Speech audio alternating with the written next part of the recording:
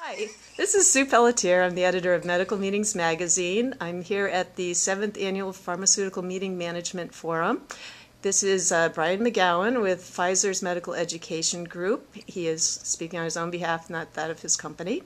He led a session today about social media and meeting planning and how the two intersect in this brave new world of social media. So, Brian, what do you think are the two main takeaways that you could get from that planners could get from your session?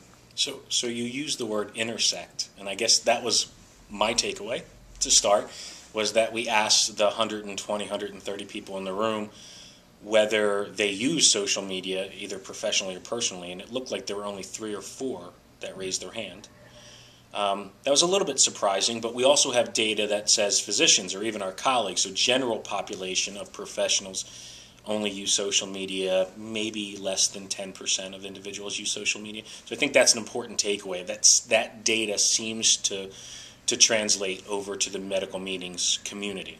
So that's important to know, because if the organizers, 1 in 10 organizers, understand social media or use it regularly, and 1 in 10 of the audience members use social media regularly, it's a pretty high hurdle to overcome when you're trying to get the best out of social media.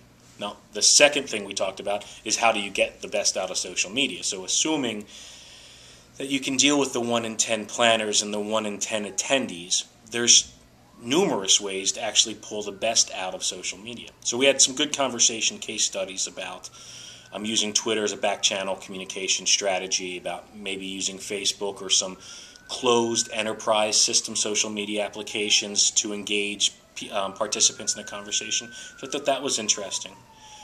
If I can add a bonus takeaway, Of course. there was the conversation about the legal and regulatory environment, and that's an important one. I think best practices suggest that you just take really what social media is allowing you to do in these numerous applications. It's allowing you to take conversations that already exist and just simplify them or facilitate them more broadly with social media. So I think one good takeaway, that bonus takeaway, was if you're at the point where you're having these conversations with corporate governance or with legal, help them understand that the conversations that they're trying to make a policy to govern are already taking place. All you're really adding to the equation is some new applications or some new technology. I think that simplifies that discussion. So that's 3 takeaways. The audience, the penetrance of social media probably isn't that great. There are some tremendous value to add to how we use social media in the meeting space, and there's some lessons there and resources that are available to all of us. And if you're taking that first step and you think legal is going to be a big hurdle, just let them know the conversations are happening anyplace. So I think they're the 3 takeaways. Thank you for the time.